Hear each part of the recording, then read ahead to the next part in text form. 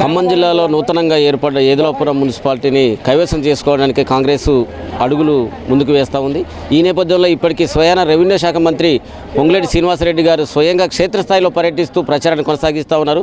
అదేవిధంగా అభ్యర్థులకు దిశానిర్దేశం చేసి ప్రభుత్వం ప్రవేశపెట్టిన సంక్షేమ పథకాలని ప్రజల్లోకి తీసుకువెళ్ళి ఎట్టి పరిస్థితుల్లో కూడా ఏదులాపురాన్ని కైవసం చేసుకోవడానికి మరి తన అడుగుల్ని శరవేగంగా ముందుకు సాగుతున్న నేపథ్యంలో ఈ ఏదులాపురం మున్సిపాలిటీలో 25వ వార్డులో పోటీ చేస్తున్న కడవ నవీన్ కుమార్ కూడా తన ప్రచారాన్ని వేగవంతం చేశారు.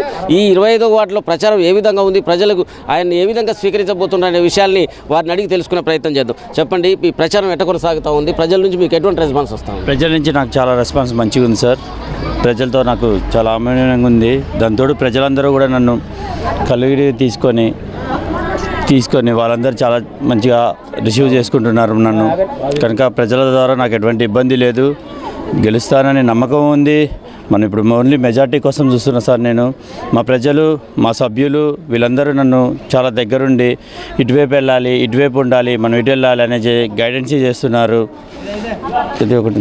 అంటే మీరు ప్రచారానికి పోతున్న క్రమంలో దాదాపు 2.5 సంవత్సరాల కాలంలో కాంగ్రెస్ ప్రభుత్వం అధికారంలోకి వచ్చిన తర్వాత అనేక సంక్షేమ పథకాలను ప్రవేశపెట్టింది. ఇప్పటికీ అనేక అభివృద్ధి, 1 సంవత్సరం పాటు ఈ నూతనంగా ఏర్పడే ఏదులాపురానికి కూడా అనేక కోట్లతోని ఇలా నిధులను తీసుకొచ్చి అభివృద్ధి చేసినటువంటి పరిస్థితి.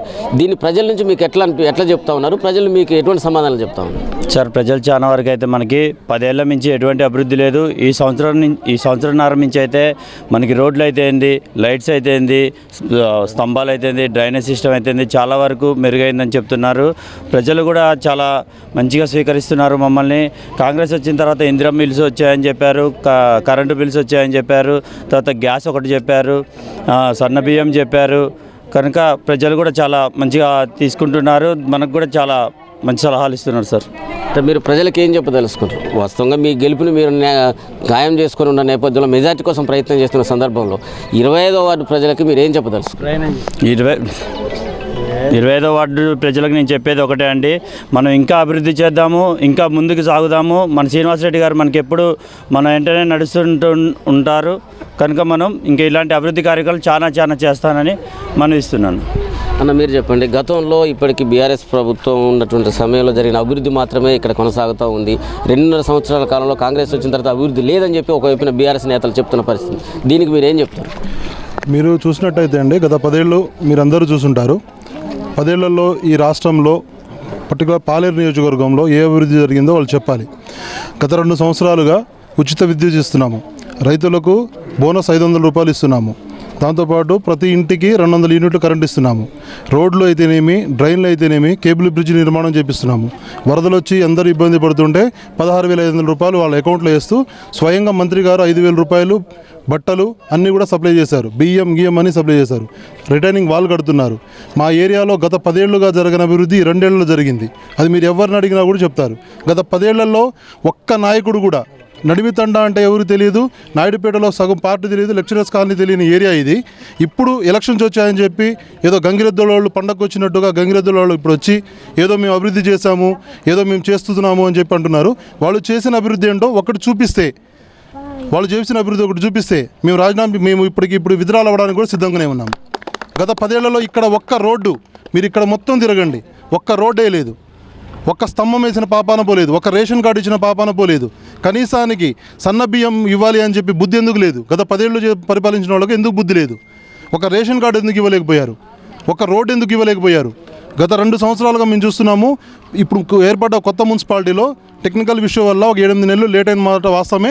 దాని తర్వాత ఇప్పుడు 15 కోట్లు నగరాభివృద్ధి ద్వారా మనకు రోడ్లు, డ్రైన్లు శాంక్షన్ అయిపోయాయి. వాటిని కూడా మేము అతి త్వరలో ప్రారంభిస్తాము.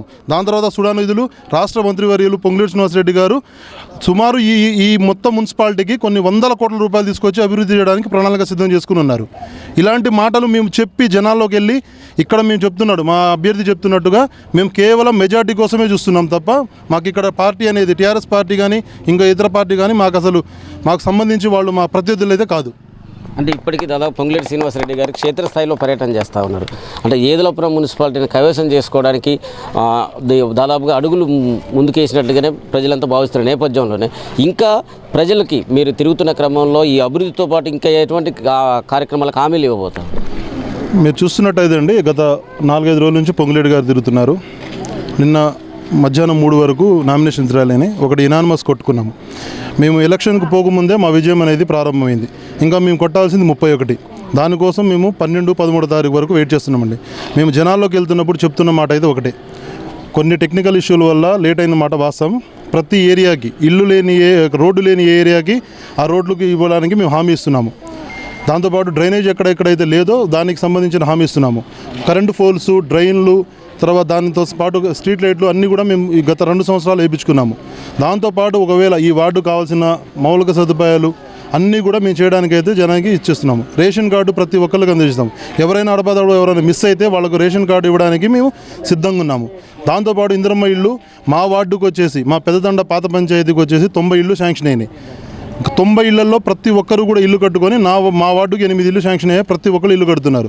ఇక ముందు కూడా ఇల్లు లేని వాళ్ళందరికీ ఇల్లు, భూమి లేని వాళ్లకు పట్టాలు ఇచ్చే విధంగా, దాంతోపాటు రేషన్ కార్డు ఎక్కడైనా మిస్ అయితే వాళ్ళకు కూడా రేషన్ కార్డు ఇచ్చే విధంగా ప్రతి ఒక్కరికి మాట ఇస్తే ఆ మాటని 6 నెలలలోపు, సంవత్సరం లోపు తీర్చే బాధ్యత మా అభ్యర్థి, రేపు కాబోయే కౌన్సిలర్, మా మంత్రి గారు చూసుకుంటారని చెప్పి మనం చేస్తున్నాను. ఇది పరిస్థితి. ఏదేమైనా దాదాపుగా 25వ వార్డుని దాదాపుగా ఇప్పటికే మేము కైవసం చేసుకున్నట్లుగా భావిస్తున్నాం. ఏదైనా మెజార్టీ కోసం మేము ప్రయత్నం చేస్తున్నాం తప్ప ఈ 25వ డివిజన్లో దాదాపుగా గత బీఆర్ఎస్ ప్రభుత్వం ఉన్నటువంటి సమయంలో 10 సంవత్సరాల కాలంలో ఎటువంటి అభివృద్ధి జరగలేదు. కాంగ్రెస్ ప్రభుత్వం వచ్చిన తర్వాత 2.5 సంవత్సరాల కాలంలోనే పొంగులేటి శ్రీనివాసరెడ్డి గారి నేతృత్వంలో ఈ ఏదులాపురం మున్సిపాలిటీకి అనేక వేలాది కోట్ల రూపాయలను తీసుకొచ్చి నిధుల్ని ఇప్పటికే అభివృద్ధి పదాలు నడిపిస్తూ ఉన్నారు. మరిన్ని నిధులు కూడా తీసుకురావడానికి ఒక ప్రణాళిక రూపొందించారని చెప్పి చెప్తున్నారు. అదేవిధంగా రానున్న రోజుల్లో 25వ డివిజన్తో పాటు ఏదులాపురం మున్సిపాలిటీ కనుక కాంగ్రెస్ పార్టీ గెలిస్తే, మరింత కాంగ్రెస్ పార్టీ గెలిచిన తర్వాత ఏదులాపురాన్ని మోడల్ మున్సిపాలిటీగా తీర్చిదిద్దడానికి మంత్రి గారి నేతృత్వంలో పనిచేస్తామని చెప్పి అభ్యర్థితో పాటు కాంగ్రెస్ చెప్తున్న పరిస్థితి కనబడుతుంది. కెమెరా పర్సన్ శ్రీనివాస్తో వెంకటేశ్వర్లు, V5 న్యూస్, ఖమ్మం నుంచి.